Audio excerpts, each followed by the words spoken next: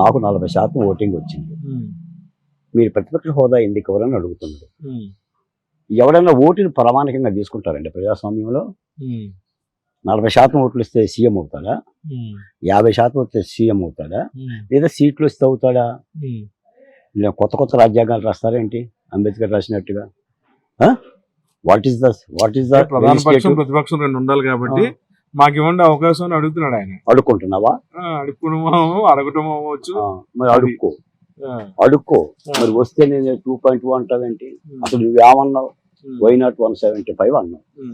175 నాకే వస్తాయా మీకు రావు అన్నావు. అది అడుక్కోవటం ఏంటండి? అడుక్కోవటం ఏంటన్నా?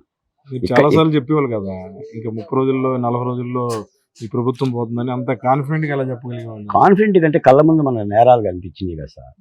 అంటే వైసీపీ ప్రభుత్వం రాదని. అలీం గారు అసలు ఎంతమంది చనిపోయారు?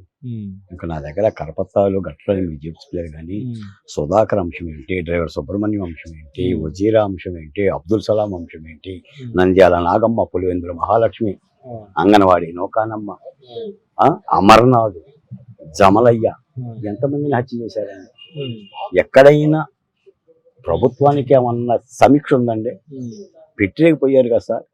మంత్రులు కానీ ఇప్పుడు కొడాలి నాని, వల్లభనేని వంశం చూడండి, ఆ సామాజిక వర్గాల నుంచే వ్యతిరేకత వస్తుంది కదా.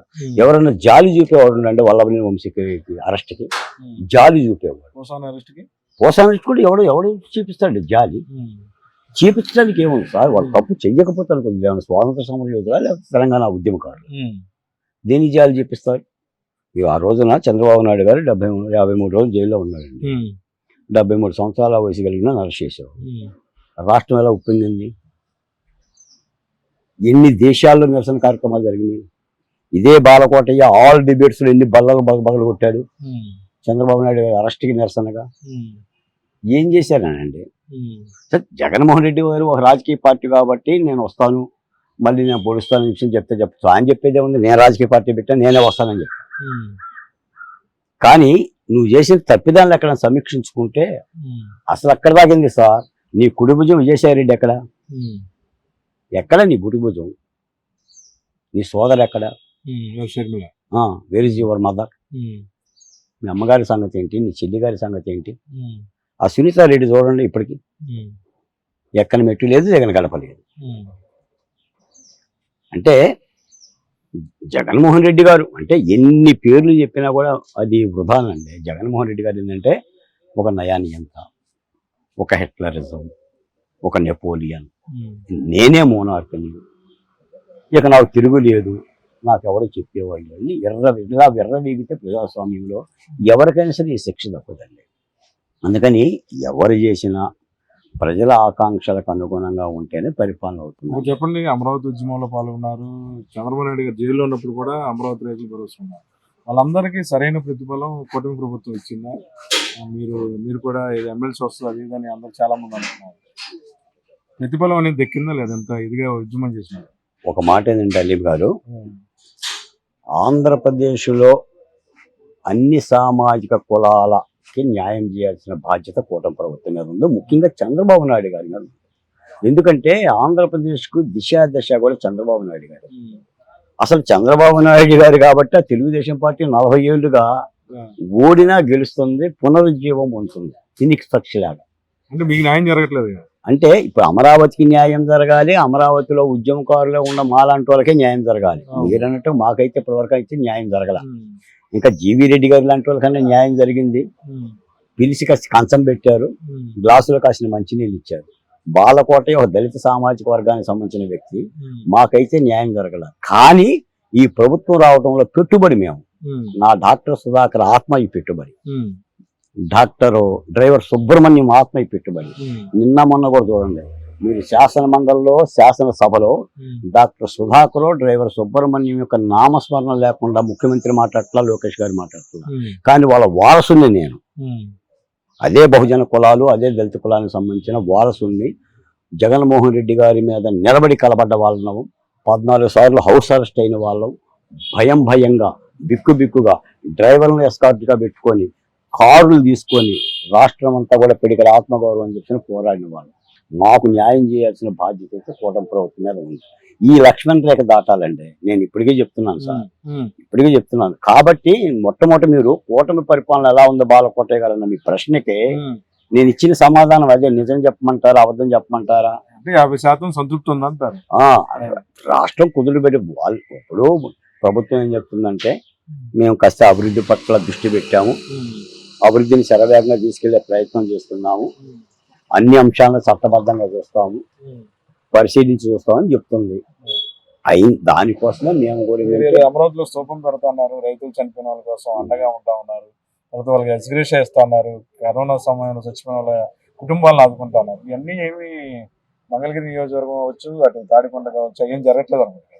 రాజధాని అమరావతికి భూములు ఇచ్చిన రైతులకు మాత్రం ఇప్పటి వరకు అయితే పూర్తి స్థాయి న్యాయం జరగలేదండి.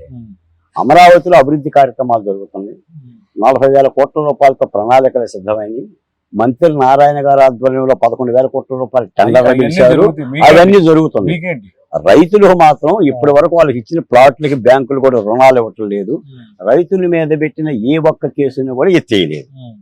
ఇప్పటికీ వాళ్ళు ఆటోల్లోనూ బళ్ళ మీదే కోర్టులో పోతున్నారు. ఆ అమరావతి ఉద్యమంలో పాల్గొన్న బహుజన కులాలకు సంబంధించి మాలాంటి వాళ్ళకు కూడా ప్రభుత్వంలో భాగస్వామ్యం లేదు, గౌరవం లేదు. కానీ అయినా కూడా మేము ఉద్యమ కన్సల్ట్గా ఉన్నవాళ్ళం కాబట్టి 274 మంది అమరావతిలో ప్రత్యక్షంగానే పరోక్షంగానే ఉద్యమ కాలంలో చనిపోయారు. వాళ్ళకు ఒక అమరావతి స్తూపం నిర్మించాలని చెప్పేసి అమరావతి స్మారక స్తూప కమిటీని ఏర్పాటు చేసుకొని ఇటీవల నారాయణ గారిని కొంత స్థలాన్ని అడుగుతున్నాం స్తూప నిర్మాణం కోసం. రెండోది ఏంటంటే నేను నా అమరావతి రణం రక్తం రాజసం అని చెప్పేసి 1631 రోజుల ఉద్యమ నేపథ్యాన్ని నేనే పుస్తకం రాశాను. దానికి చంద్రబాబు నాయుడు గారు, పవన్ కళ్యాణ్ గారు కూడా సందేశం ఇచ్చారు. త్వరలోనే విజయవాడ తుమ్మలపల్లి కళాక్షేత్రం ఆ పుస్తక ఆవిష్కరణ చేయాల్సిన బాధ్యత అయితే మా మీద ఉంది. సీఎం గారి చేతుల మీద చేసే ప్రయత్నం చేస్తున్నాం.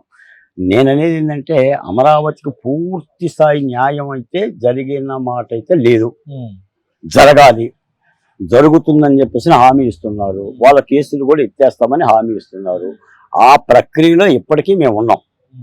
ఇప్పుడు అడగందా అమ్మాయిని అన్నం పెట్టాలన్నట్టు అయితే అడుగుతున్నాం.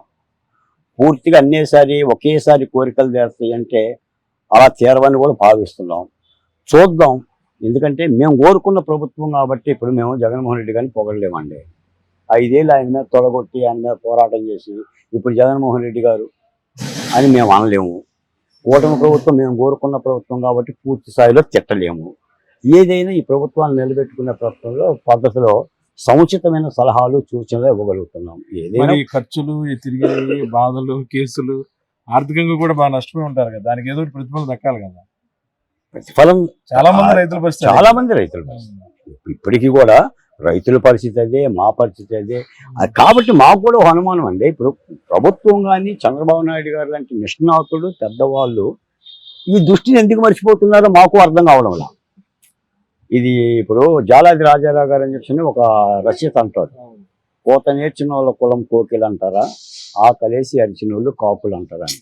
మేము కాకులం కాబట్టి చూడటం లేదా? కోకిలకు గాయమైతేనే చూస్తారా? ఇది కూడా మాకు పెద్ద ప్రశ్నే. కాబట్టి మీ ద్వారా కూడా మరోమారు ముఖ్యమంత్రి గారికి చెప్తున్నాం.